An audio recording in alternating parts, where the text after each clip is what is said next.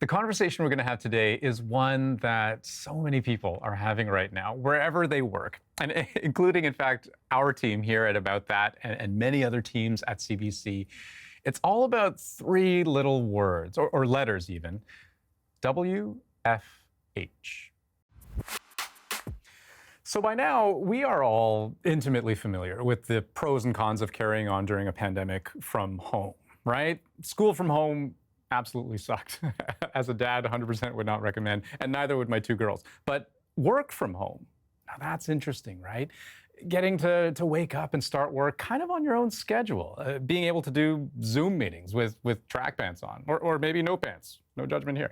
And the fact that, like, if you were hungry, if you wanted food, you could just pop into the kitchen and make something. When you were done work, sweet, you're already home. Now, I know that this situation wasn't ideal for everyone. And it bears mentioning that some people didn't have a choice in the matter, right? Like, I'm just thinking of all those jobs that can't be done from home. So whether you're a police officer, a mail carrier, restaurant server, you name it. But for those folks who were able to work from home and who liked it, there may not be much appeal to the idea of physically going back to work. So employers have had to make a choice. Either you force your employees back, which creates its own problems. You could introduce a kind of hybrid model. You know, some days you work from home, some days you work from work. Or there's a third option. You simply ask employees to come back, but you ask really nicely, and maybe you sweeten the deal. It's that last part, sweetening the deal, that we're going to talk about today. At what point do incentives designed to draw you back into the office become worth it? And would you trade your newfound pandemic freedom for a free lunch? Well, joining me to talk about this, Drew Nguyen, our intrepid About That producer. Hi, Drew. How you doing? Very good, Andrew. Good. Very well, thank you. And so you dove into this world of office perks that, you know, different places were offering as an incentive to pull employees back. What was the problem that they were trying to solve from the outset? Like, how acute was that? Well, employers are having a tricky time bringing people back to the office. We know that before the pandemic, before COVID-19 started, about 17% of knowledge workers worked remotely, five days a week from the office. That number rose to 44% during the pandemic. At the start of this year, that number is starting to trickle back down again to where it was before. Now, the big difference is that of that group, of that chunk there, most of the people want a hybrid work schedule. Right. So flexibility in where they work and when they work. And who can blame them, right? But so what's the range of perks that different businesses, the creative ones anyways, are offering to their employees as an incentive to, you know, get back in here? It's pretty wild what's being offered. You have everything from espresso and smoothie bars with your own barista. Smoothie bar, really?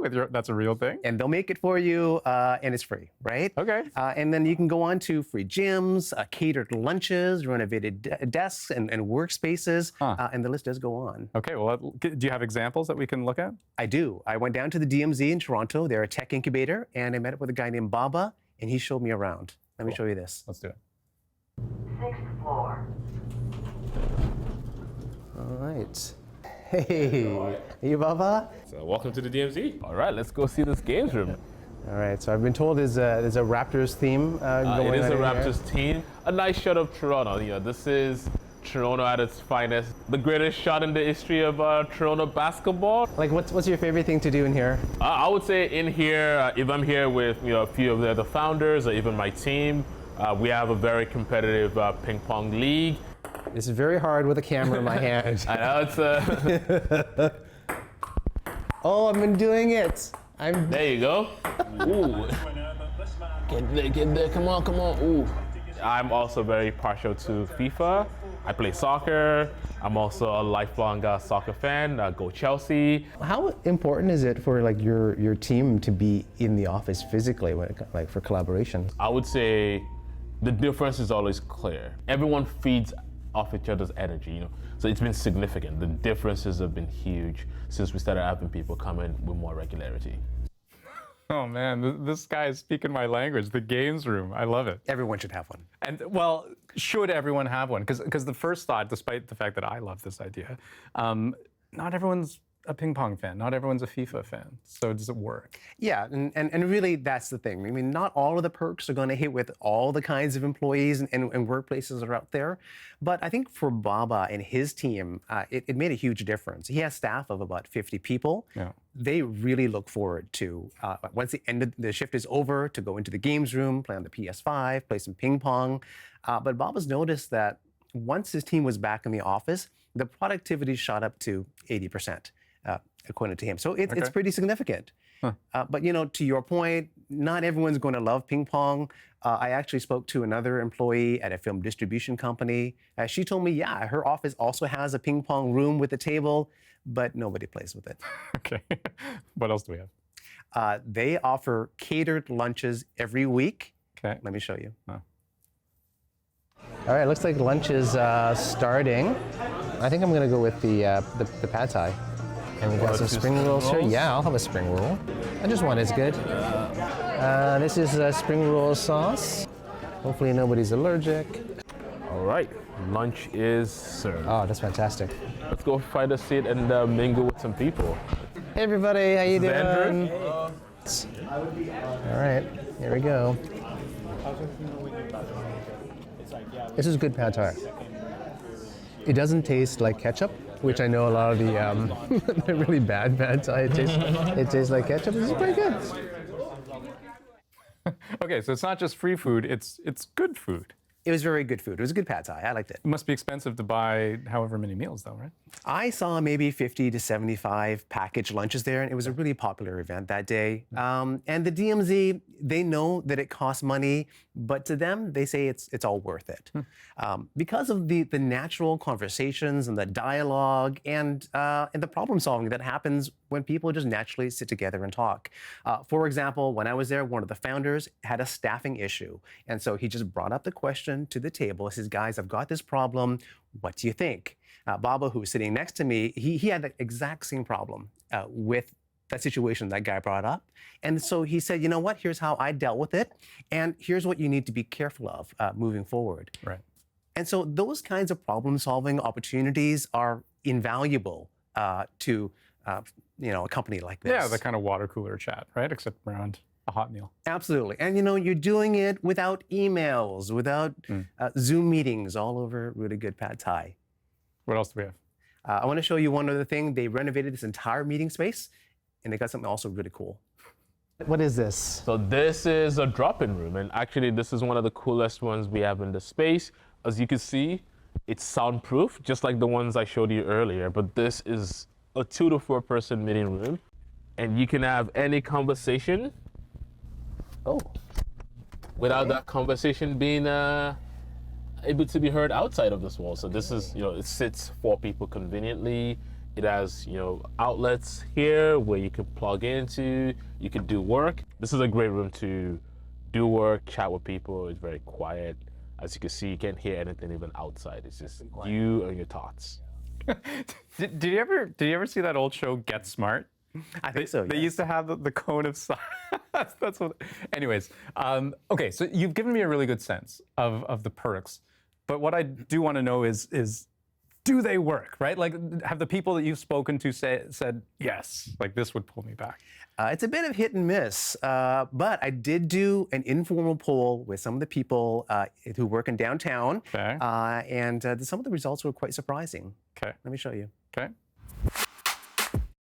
My name's Harmony. I'm Director of Technical Services at my company. I'm Ben Shannon. I'm an art director.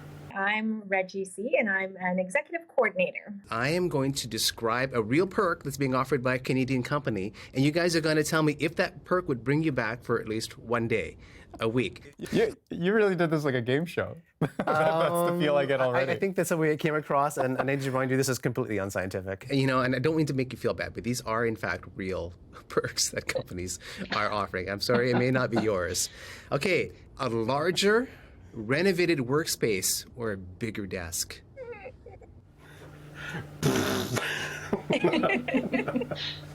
Okay, a little bit of ambivalence or just straight out no. See, that doesn't surprise me at all because, like, yeah, a bigger desk. My desk at home is way bigger than my Yeah, office. exactly. How about a smoothie bar? Like your favorite blueberry, strawberry, banana, whatever. Like a smoothie, full-on smoothie bar with a...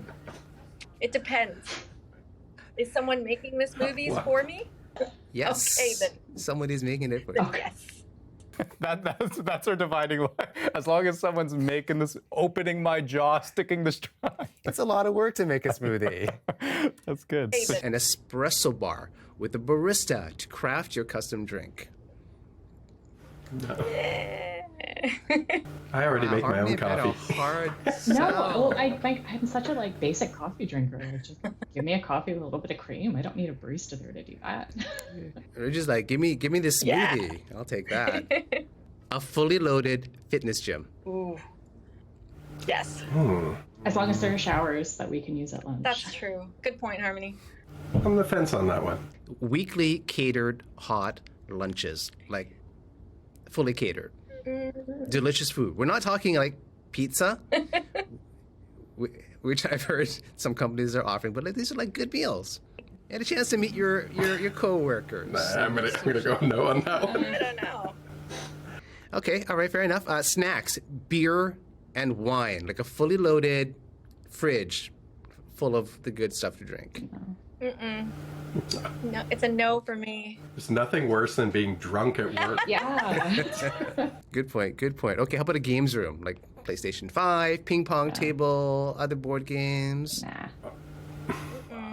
Organize social activities, like a games night, or maybe like an off-site retreat with your colleagues. I feel like I could arrange that on my own.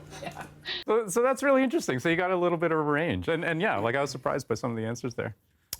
These are very practical people. Mind you, my sample group is quite small, Fair. but it really depends on the kind of work environment that you've got.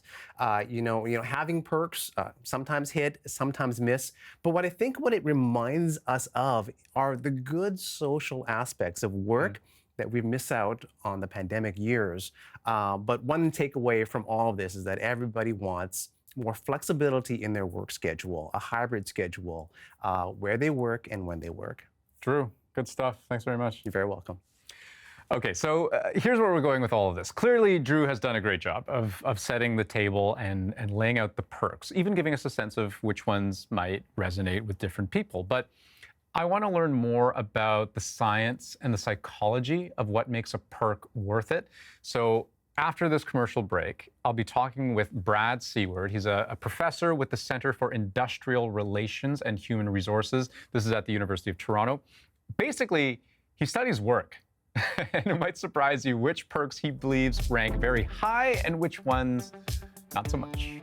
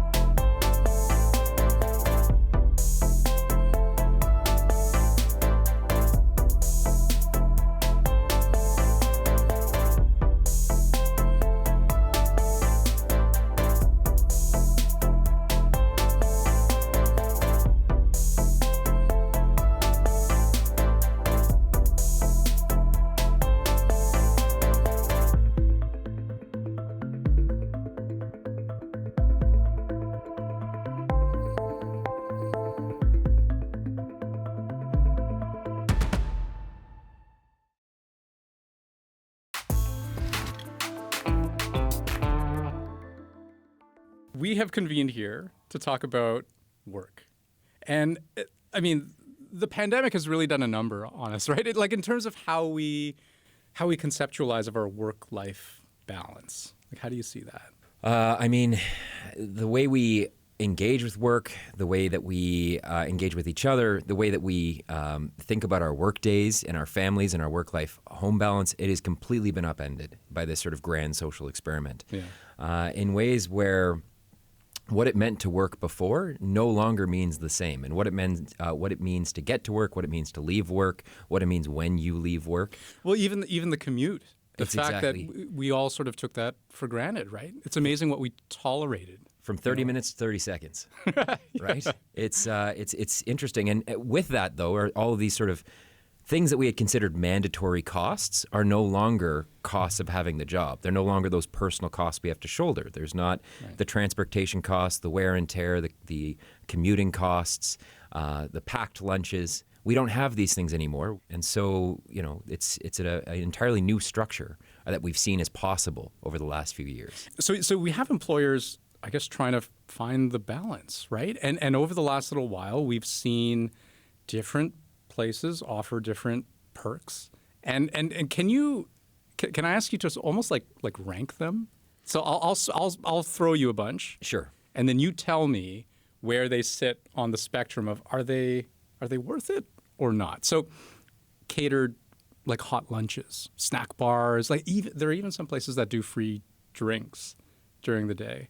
How should that rank when a person's kind of considering them? When we're talking about rewards, every reward means something different to a different person. True.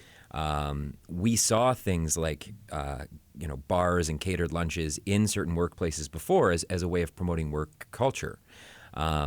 It's certainly going to appeal to some demographics more than others. That social side of it. I think that's the big draw, is anything that promotes sort of a social environment, because that's the one thing we can't get from a work remote or work from home arrangement, is this idea of collaboration, this idea of bringing people together.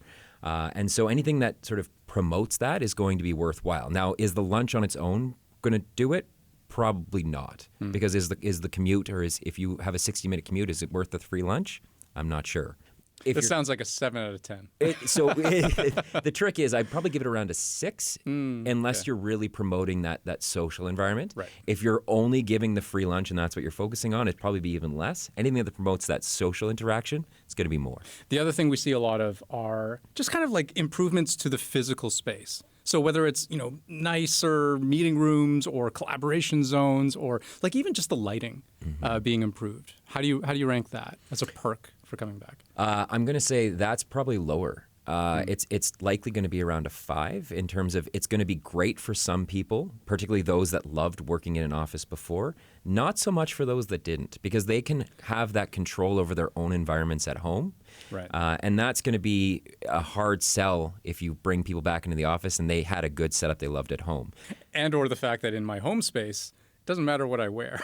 Well, that's exactly it. We could be having this conversation in track pants underneath, right? There's a far more level of comfort there. What about gym access? That's kind of a big popular one. So I would say gym access is probably a lot higher, and there's 2 reasons for that.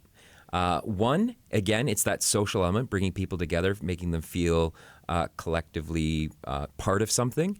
The other part is that our routines have been really thrown off with work from home. It's become sort of problematic. And so there's a bit of an element there of that gym being this return to normalcy or return to routine. Kind of like an avenue to wellness even. Exactly. Right? Yeah. And so as we return to work, the one benefit there is that return to routine, which might actually end up helping us a little bit. So the gym, probably a little bit higher, probably a 7 or an 8. I'll throw one more at you. And I suspect maybe I even know the answer, what you're going to say based on what you've already said.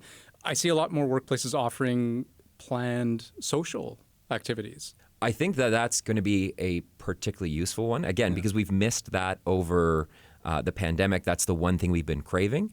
Those check-in or those pulse checkpoints with your colleagues are going to be what reminds you of what it is about the job that you love.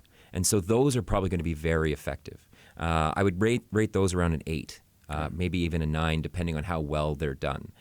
Regardless of whatever ones you're doing, though, you have to make sure that there's a commitment to making sure that we've adopted this sort of new normal, and that we're not really trying to, put a Band-Aid on getting people to leave their homes and return to work. Right. Well, so it's funny you say that, because when you say Band-Aids, I think temporary. Mm-hmm. And it kind of makes me wonder that if you implement these sort of perks, you almost have to keep them there indefinitely. Otherwise, what? So there's this concept known as relative deprivation. And once we're given something, we sort of come to expect it. So, what we're talking about at the very basic level is productivity and engagement.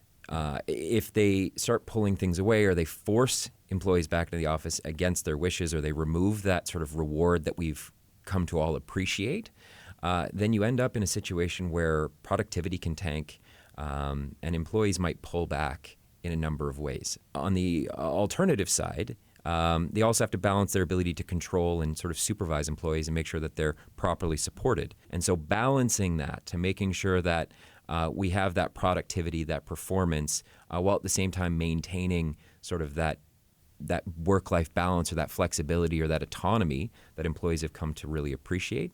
That's going to be the hardest part of making sure that we have a solid foot forward in this new normal. Is this indeed the new normal? This is what we should expect? This kind of hybrid model, this push and pull between, should I be at work physically? Do I need to be? Is my employer giving me incentive to be? Like this is the new normal? The point of it, in terms of that push and pull, is that we have created a system, we've experienced a system where the traditional wasn't necessarily mandatory. Mm-hmm. And so because of that, how we reward employees, we have an entirely new reward in the sense of work-life balance, autonomy, the ability to choose our work days and how we sort of go about them. That's going to be something that's really hard to pull back. And so going forward, I don't think we're ever going to be able to put, the cat back in the bag. It's out. And so we have to accept that and find a system that will operate going forward.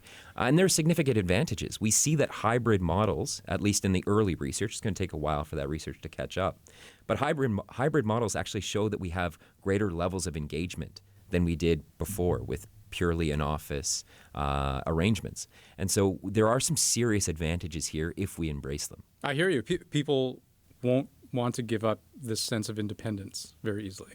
That's it. Brad, this has been awesome. Thank you so much. Thank you.